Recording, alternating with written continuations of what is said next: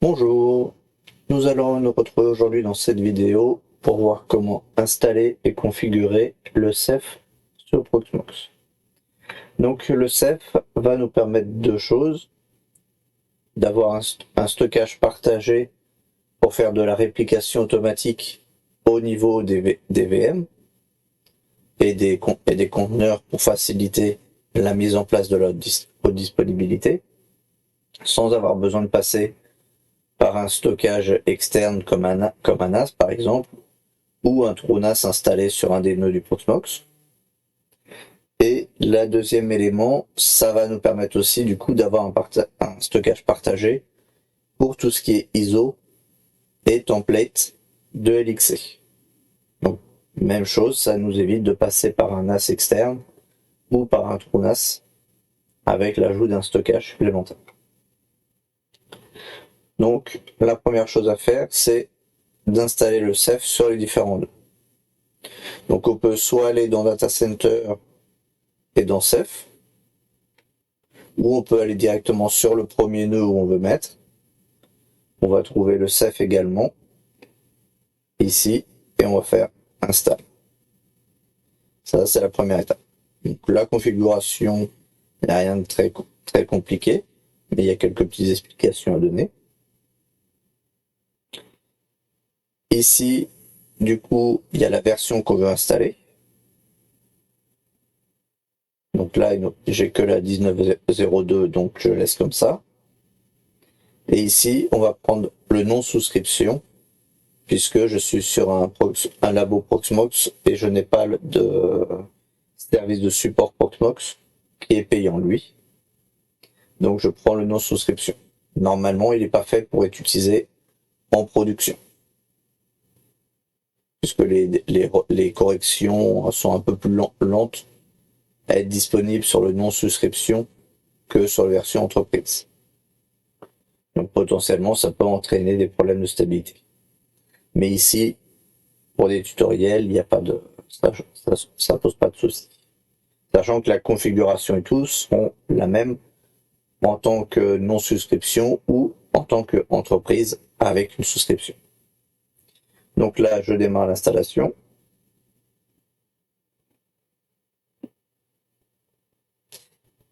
Ah oui, du coup, je n'ai pas parlé des prérequis. Donc, il nous faut un Proxmox en cluster, donc avec minimum 3 nœuds.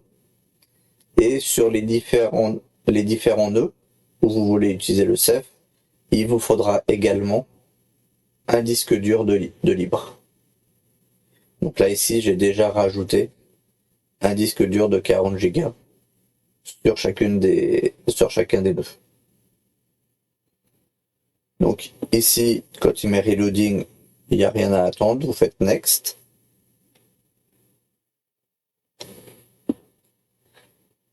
Ici, du coup, il nous demande l'adresse publique de notre Proxmox. Donc ici, je n'ai qu'une interface et elle est que locale. Donc je la choisis. Et je dis ici que c'est la même adresse que le réseau public. Si vous aviez votre Proxmox qui était exposée directement à Internet avec une adresse IP publique qui va sur Internet, qui est routée sur Internet, à ce moment-là, vous auriez choisi ici l'adresse publique et ici vous auriez choisi l'adresse du réseau interne, du cluster.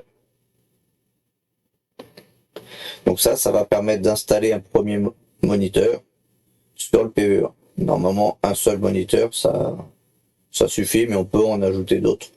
On verra sur les autres. Mais ça, c'est pas une obligation. Donc là, on fait Next. Là, il a fini la configuration. Et ici, vous voyez qu'il vous dit les différentes étapes à faire. Donc d'installer le Ceph sur les différents nœuds. Éventuellement de créer des moniteurs additionnels. Après, de créer le Ceph OSD. Donc en fait, ça va être les disques durs qui vont servir pour le Ceph. Et les pools pour stocker des éléments.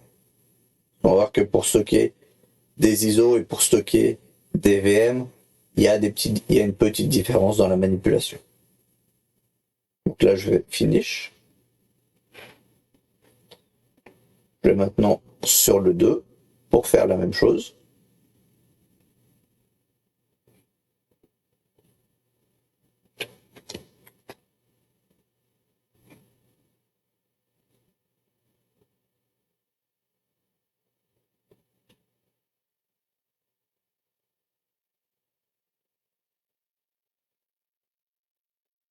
On laisse terminer, c'est pas très long normalement, en général.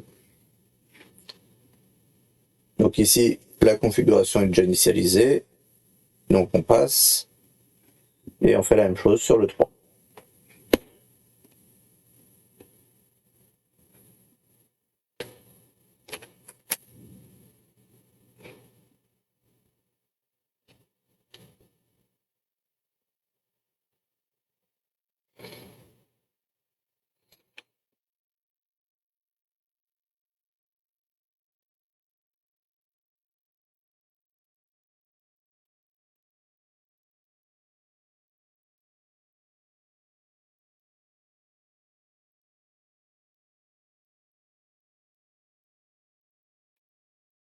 Là, on a nos 3 éléments. Donc après, à partir de ce moment-là, on peut être sur les différents, peu importe le 2.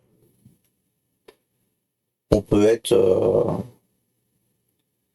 travailler à partir de n'importe quel nœud.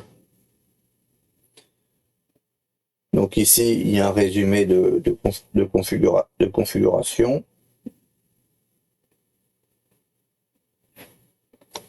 Ici, on a les moniteurs. Donc si on veut rajouter un moniteur, tout simplement, on fait create.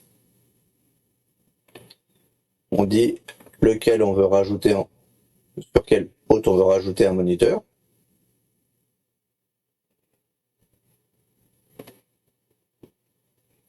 Et on fait pareil pour le troisième.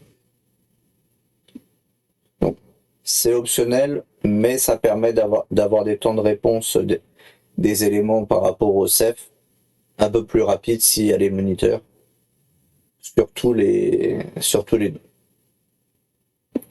Donc après il y a le manager, en général on n'en met qu'un, mais on pourrait aussi rajouter de la même façon d'autres managers si jamais le 1 devait tomber, et bah du coup il passerait c'est un autre qui prendrait le relais. Donc ça peut être un confort supplémentaire, mais ce n'est pas nécessaire, ce n'est pas obligatoire.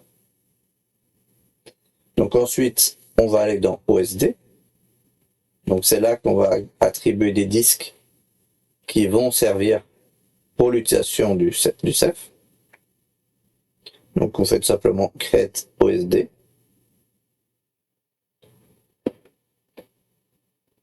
Ici, du coup, par contre, il faudra le faire par nœud. Donc du coup, ici, il faut faire attention aussi à cette règle, mais là, du coup, règle qui est la même chose pour le ZFS, c'est que si vous êtes sur un serveur qui passe par une carte RAID et qui utilise un contrôleur pour gérer les disques virtuels, le ZFS ne le prend pas correctement en charge. Donc en général, il faut éviter ça, vaut mieux privilégier des disques durs reconnus directement indépendamment par le Proxmox, sans passer par une carte RAID. Ou du moins en ayant modifié la gestion de la carte RAID pour exposer les disques durs directement. Donc ce n'est pas forcément la façon dont sont configurés les serveurs par défaut. Mais ça peut être configuré de cette façon-là. Si vous faites des tests sur un ordinateur plus standard, normalement vous passez pas de toute façon par une carte réseau, une carte RAID. Donc le problème ne se pose pas. Mais c'est si vous le faites sur un vrai serveur, c'est là qu'il peut y avoir des petites différences où il faut faire attention. Donc là, on utilise le disque. On pourrait utiliser un disque supplémentaire pour une base de données. Donc enfin, on pourrait préciser un disque particulier pour stocker les éléments de base de données du Ceph. Ici, on va laisser en standard le disque OSD qui vient d'être créé. Il va créer ses propres informations. Il va écrire ses propres informations sur lui.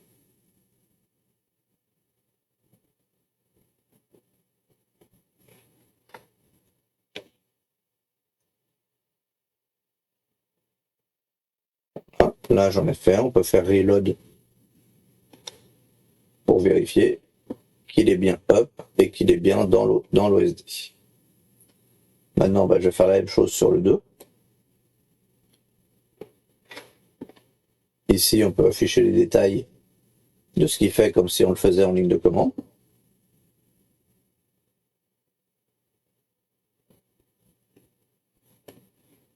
Et ensuite, pareil, sur le 3.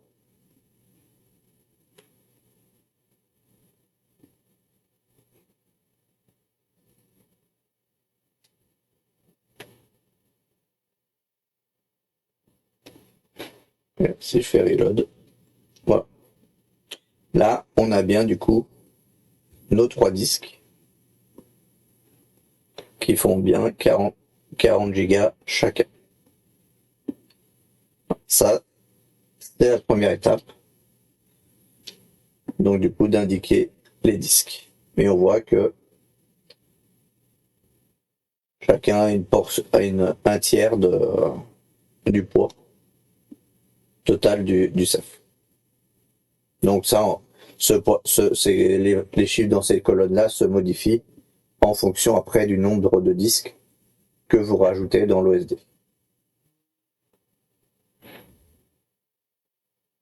Donc maintenant, on va revenir à la configuration, et c'est là en fait qu'il y a des petites différences du coup entre le stockage d'ISO et le stockage partagé de VM. C'est si on le fait au niveau du CEF-FS, file system, ou du pool. Donc là, on va déjà configurer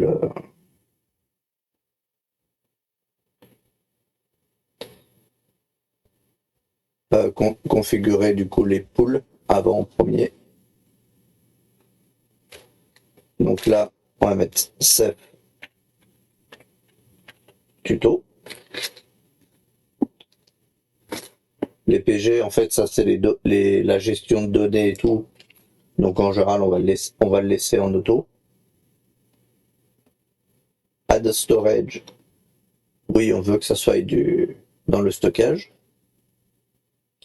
Et size, en fait, c'est là qu'il faut faire attention. Ce n'est pas la taille du disque qu'on veut donner au CEF. C'est le nombre de fois où seront répliquées les données. Donc en général, on va l'adapter au nombre de disques qu'on a utilisé dans le CEF. Donc on pourrait le descendre à 2, mais la moyenne le plus standard, c'est 3. C'est-à-dire que les données seront seront 3 fois. Donc une fois sur chaque disque.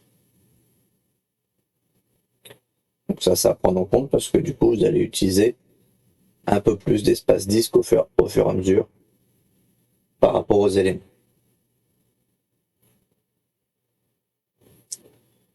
Donc surtout si vous n'avez pas mis de limite, de préallocation, c'est là qu'il faut faire attention à garder suffisamment d'espace pour que les réplications se fassent correctement. Donc c'est pour ça que des fois ça peut être un peu plus de contraintes aussi, parce qu'il faut avoir suffisamment de stockage à disposition. Et là du coup je dis de l'ajouter au stockage directement.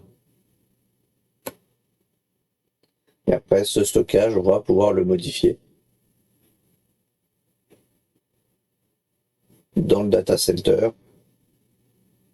storage, et ici on retrouve notre CEF tuto. Donc ici on peut vérifier le content, le contenu qui va être stocké sur ce disque.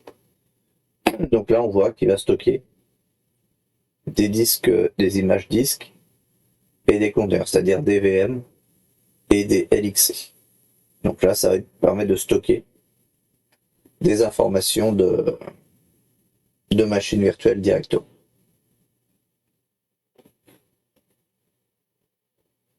Maintenant, du coup, je retourne dans ZFS, dans Ceph et Ceph FS.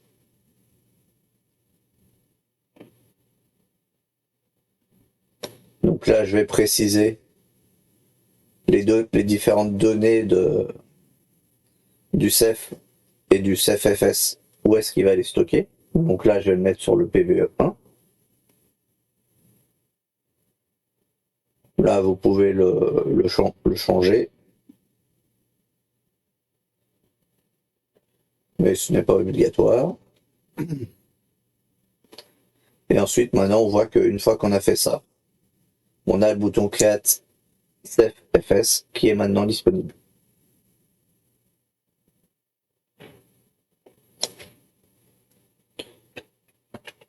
Donc, stockage Ceph ISO par exemple, puisque là on va l'utiliser pour les ISO.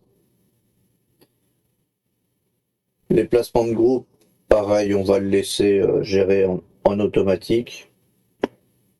Il n'y a pas besoin d'intervenir normalement par défaut à la main, sauf des cas, à mon avis, plus particuliers. Donc pour l'instant, on reste sur les bases d'application.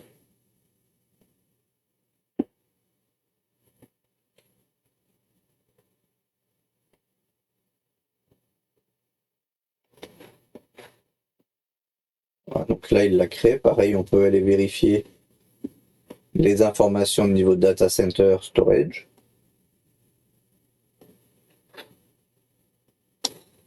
Et on voit qu'ici, il va mettre les backups, les ISO et les conteneurs de template.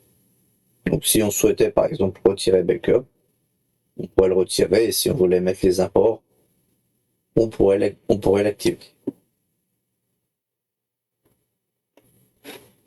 Voilà.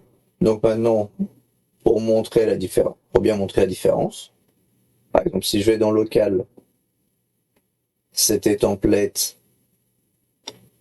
et que je télécharge un template, par exemple Fedora, je prends le premier qui me tombe sous la main.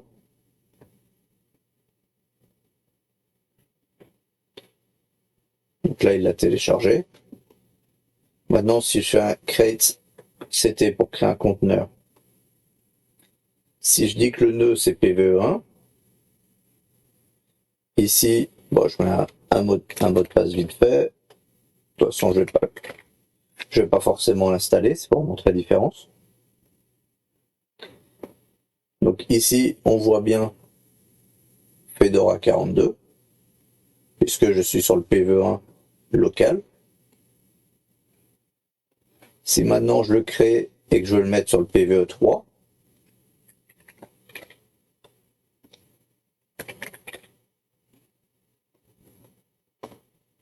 on voit que je n'ai rien, parce que du coup le Fedora, je l'ai mis que dans le local du PVE1. Maintenant, je vais ici sur celui qu'on a créé, le stockage Ceph FS. Je vais prendre un Debian.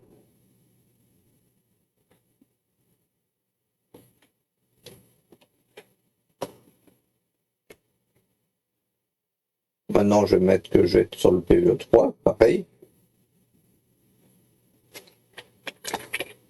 23.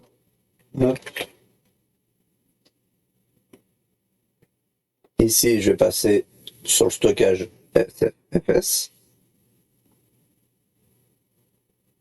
Et ici, du coup, on voit bien notre Debian 12. Et si ici je change, je me mets sur PVE2, on voit que j'ai toujours le même. Donc ça fait que je n'ai besoin de télécharger qu'une seule fois les éléments avec le Ceph et l'application. Comme c'est un stockage partagé, on va trouver les éléments. Donc ça fait gagner quand même un peu d'espace, même s'il y a la réplication qui se fait derrière. Et si vous avez vous avez besoin de garder par exemple un disque dur après ou une ISO spécifique ajoutée à une machine au moment où vous faites par exemple des migrations, des migrations ou des clones vers un autre nœud, si vous avez des ISO ou des templates qui sont en local, du coup, votre machine ne pourra pas redémarrer, puisque du coup, elle n'aura pas les informations dans le local du nouveau nœud. Alors que si vous utilisez, du coup, comme ici, un stockage partagé, les informations suivront, peu importe le nœud. Donc là, ici, je vais finir de l'installer vite fait. Je vais rien toucher de particulier.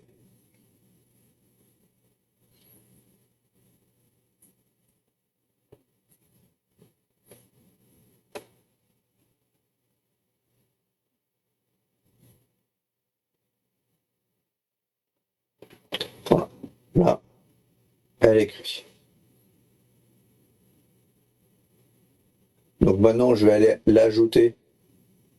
Vous voyez qu'on n'a pas de réplication. Chose que j'avais dit qu'il fallait faire de la réplication du coup pour faciliter et avoir une bonne qualité de disponibilité. Mais ici, du coup, la réplication se fait automatiquement via le Ceph. Donc du coup, je peux aller directement dans le data center haute disponibilité, ajouter mon conteneur,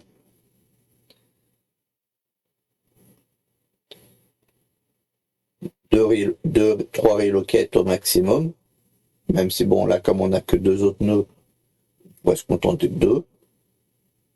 Peu importe, on va le mettre à plus que 1 pour qu'il puisse cesser sur d'autres nœuds. Ici, on veut qu'elle soit démarrée, une fois la haute disponibilité terminée.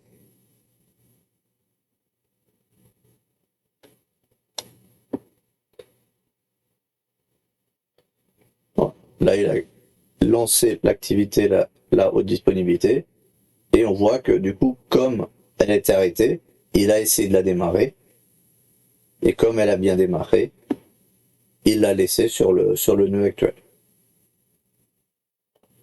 Donc là, on peut vérifier, on voit qu'on est bien démarré, il n'y a pas de souci. Maintenant, admettons que j'ai une maintenance, comme j'expliquais dans la vidéo sur la disponibilité, à faire sur le PVE2. Je vais l'éteindre. Donc là, on peut confirmer ici qu'il est bien en train de s'éteindre. Le reste est bien allumé. Donc là, on va attendre un petit peu normalement. Du coup, il devrait redémarrer sur un autre. Il y a quand même quelques secondes le temps qu'il détecte que le nœud en question n'est plus disponible. Mais déjà, si on va ici. Ah non. Pardon, c'est moi qui étais un petit peu vite. Puisque j'ai bien installé effectivement la machine. Mais si la machine, si on lui précise pas que ça doit être installé sur le Ceph tuto, ah bah si, c'est bon, il l'avait mis par défaut. On peut vérifier. Oui, c'est bon. Il avait utilisé le Ceph tuto par défaut. J'ai eu peur sur quelques secondes là qu'il ait utilisé le local ZFS pour installer la machine. Mais non, ça va. J'ai créé le conteneur ici. C'est là qu'il faut faire bien attention quand même, à pas aller trop vite.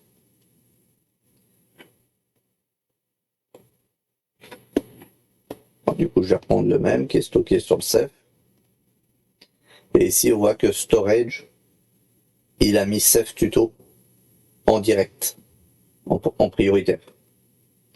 J'ai eu peur qu'il m'ait gardé celui-ci en défaut. Et donc, si on avait stocké sur le local ZFS, là, pour le coup, il aurait fallu mettre la réplication en place.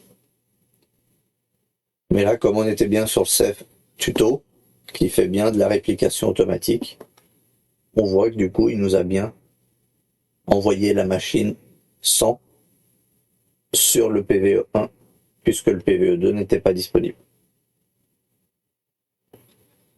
Donc effectivement, il y a des coûts supplémentaires de stockage, mais on n'est pas besoin de passer par d'autres éléments. On reste interne, vraiment dans Proxmox, pour gérer les éléments, et donc la réplication se fait du coup automatiquement, et le partage des ISO et tout se fait également automatiquement si on choisit bien le bon disque pour les stocker, le bon stockage.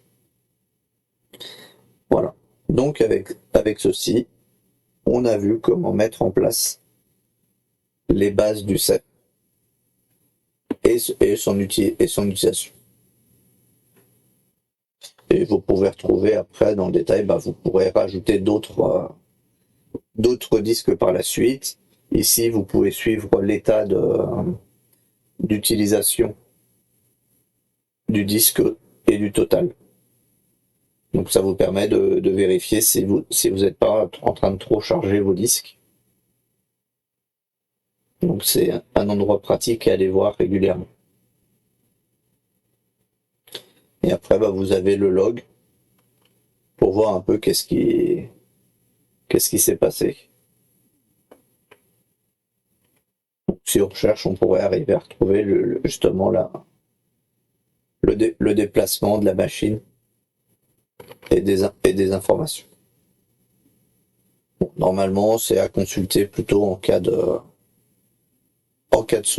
souci. Là, il y a beaucoup d'informations qui passent, mais c'est juste du contrôle, de voir la place disponible et tout. Donc il n'y a pas forcément besoin d'y venir. C'est plutôt en cas de souci. Voilà. Après, OSD, si par exemple par la suite vous rajoutez d'autres disques, vous pouvez recréer des OSD avec les nouveaux disques, et après éventuellement les intégrer donc dans un nouveau pool. Et donc là, après, pareil, les metadata serveurs, on pourrait les remultiplier pour les créer également sur le PVE2 et PVE3, afin d'avoir une redondance aussi des métadonnées en cas de besoin. Et après, syslog, vous pouvez voir du coup les éléments qui ont eu lieu par rapport à ces éléments-là. Bon, et du coup, comment je viens juste de l'installer et tout, forcément, il n'y a pas grand-chose qui s'est passé. Mais voilà. Normalement, avec tout ça, vous pouvez mettre facilement et rapidement en place du CEF selon le matériel dont vous disposez. Voilà. Donc n'hésitez pas à poser éventuellement des questions en commentaire, ou à commenter, à liker la vidéo, ça fait toujours plaisir. Merci à vous et à bientôt.